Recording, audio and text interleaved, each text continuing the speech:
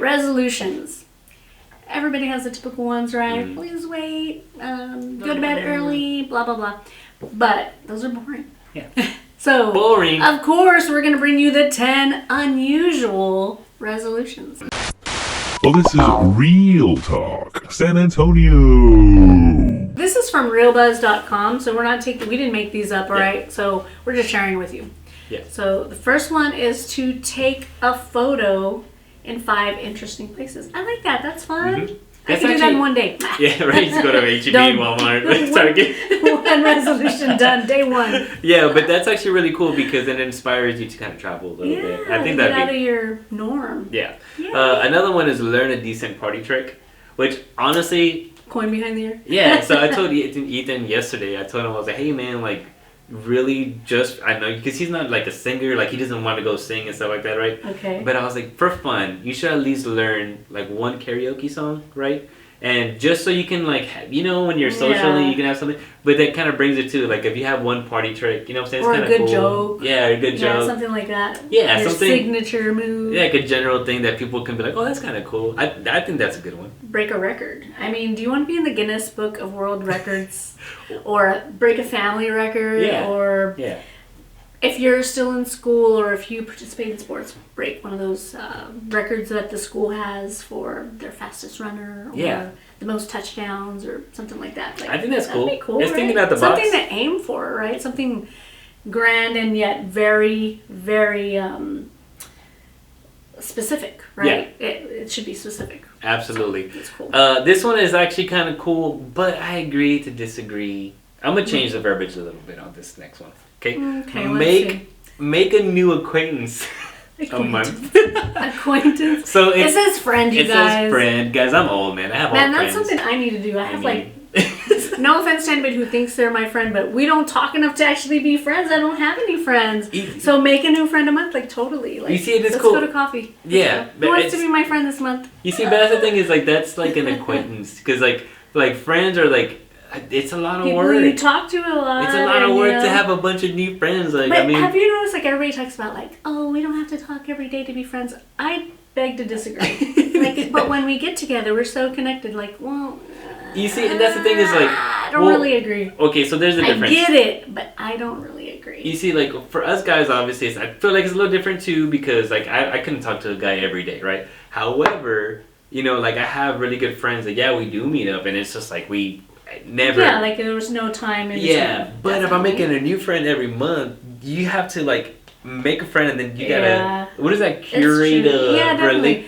I did read a thing a long time ago that said it takes like 52 interactions with somebody to actually know them as a friend. That makes sense. I was like, oh damn, that's one a week for a year. Like, I don't have time once a week to meet with anybody. Yeah, but I agree.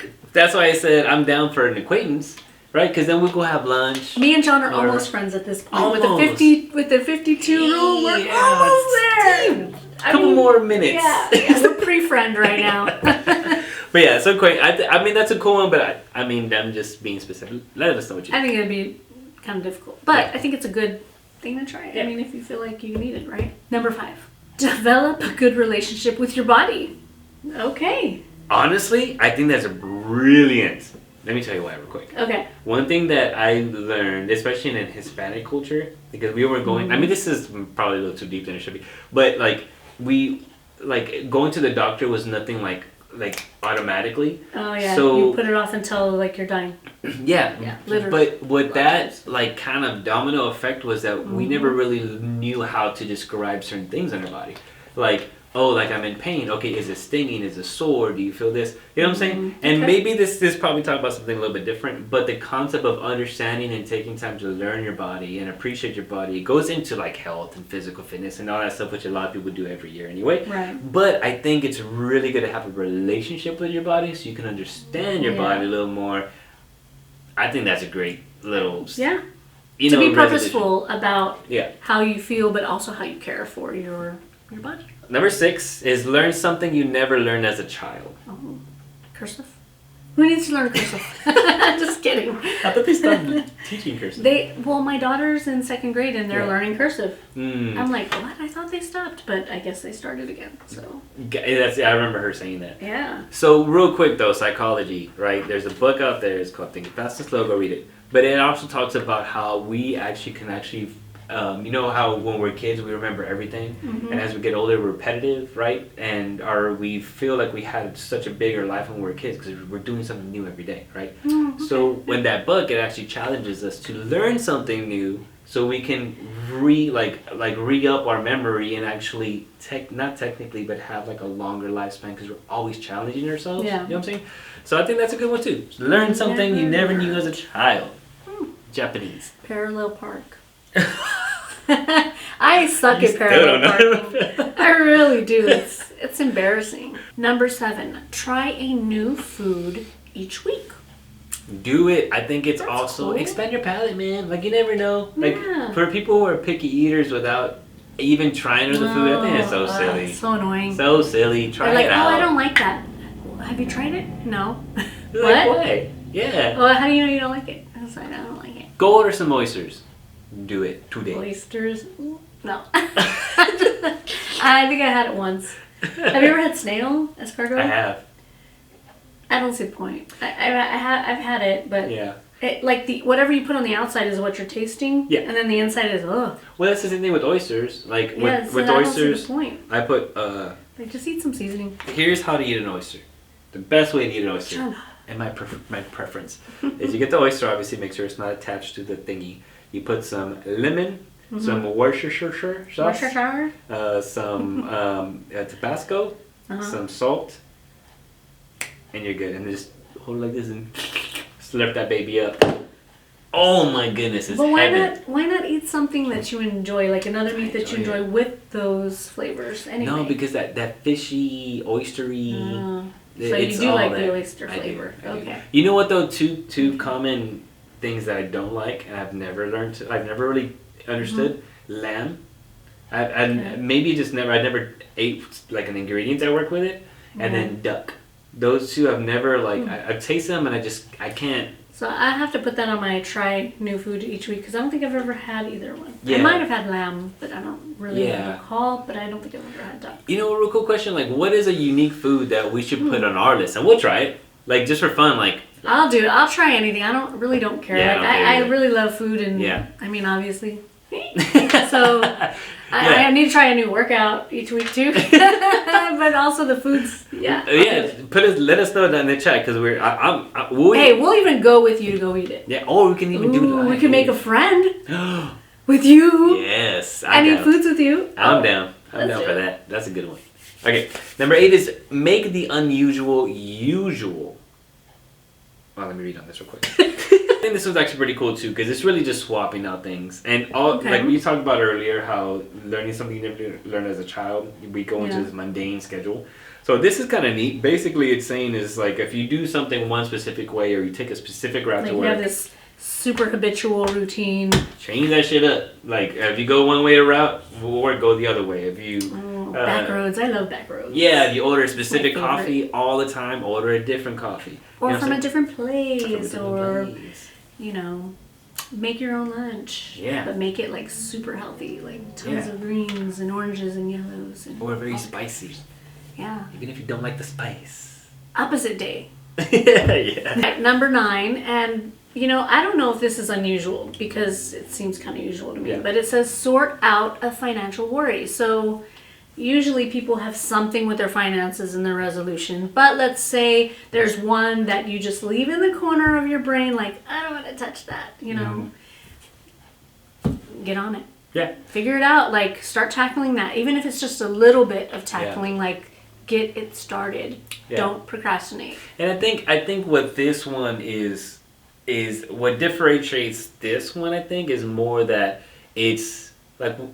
Well, like when you think about financial resolution, like, oh, I want to become debt free, or I want to do this. But this is like something that's actually like a lingering thing, like something that's like that. Okay, Kind of like a little chronic problem in your life. yeah, just brick by brick, set up a plan. I think that I see, yeah. But it is like you said, it's not necessarily like If you're behind on your taxes, yeah, like Oh, yeah. Something for sure. like that. Like that is a financial worry that you may be able to put off another year because you've gotten used to putting it off. Yeah. But, Knock it out. settle that. Yeah. Get it settled out. Last but not least, do something nice for somebody every day. Wow. That's a little bit of a That's hard. Like a little pat on the back. You're doing such a great job.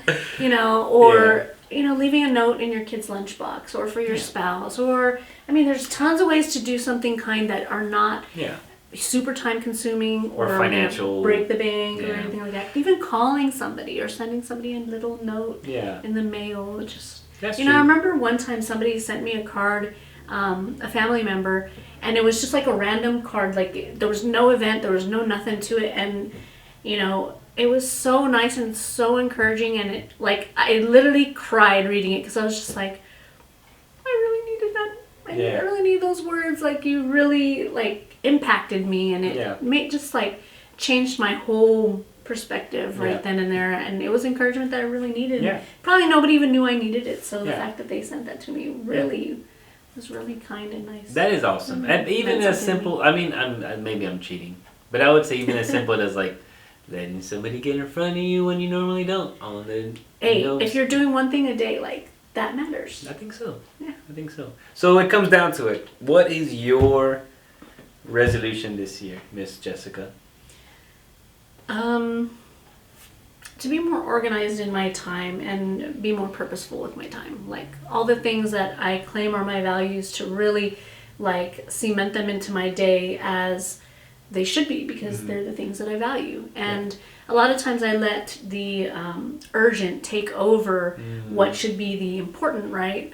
And I need to get out of that rut of doing that. I have a lot of kids, and my youngest is 4, so it's easy for me to he needs this or that, when I need to do something that is one of my values, and say, hey, you have to wait. But there's other things that fall into that category of urgent that, you need to do this. I haven't eaten in hours. That's kidding. Right? That's kidding. I'm kidding. Tough it out, I have values. You will survive. That's actually really good, though. I think that's very powerful. I think across the board is what you said is, wow, what'd you say? That's good. The value part. Yeah. To make what's important and what's valuable as the cemented part of your day, instead of the urgent things that pop up. Somebody calls you and say, I need this or that right now. Yeah. Well, I'm sorry, it's going to have to wait till after I've done the things that are important and the things that make me. Yeah. Absolutely. I'm not going to prioritize your things. Yeah, I like that. I think that's great. Yeah. And there's a time and place for everything, right? Yeah. So. Yeah, for sure. I think that's great. My resolution, besides the obvious, Jim Carrey. Yeah. Besides the typical things, I think I have 2 major ones that kind of coincide with each other. Okay. My first one this year is just consistency, right? I need to be more consistent with a lot of things in my life that really impact everything. Everything across the board, from health, from finances, from just, that type of person I am with other people. I think consistency is just my word for the year. But then my other one is to get a house this year. It's a resolution because I want to, if I can get my consistency going. Do you need a realtor? I got you. I got you. Yes, it's gonna be to get me and my son's first little bachelor pad. So we sold our house last year, and I'm planning on this year is to get it, that whole fresh start. So I'm excited about it. Yay. Yeah. Do you know how many people actually quit their resolutions and how quickly? I bet Pete knows. According to Pete, 23% of us Americans have quit, or those are the 23% that admit that they have quit by the second Friday. Damn. Of the year. That's quick. But you know what? Kudos to them for admitting it. Yeah. I bet you it was honest. 90%. But I feel like those are the cynical ones who are like, nah, I'm already done. I'm not going to do it. That's dumb. Don't be the 23%. But I wonder how many people actually make a resolution. Is it 100% of people that make a resolution? Probably not. I see what you're saying. Because I know other people that have been like, nah, I don't do that. I don't participate in that. Yeah. I'm going to be the same person I was last year as I am. Yeah, I love my life. Yeah. Being mundane and forgetful. Let us know what is your New Year's resolution, and If you liked any of the 10 unusual ones, let us know your favorite. Yeah. いいのですねですか。そういう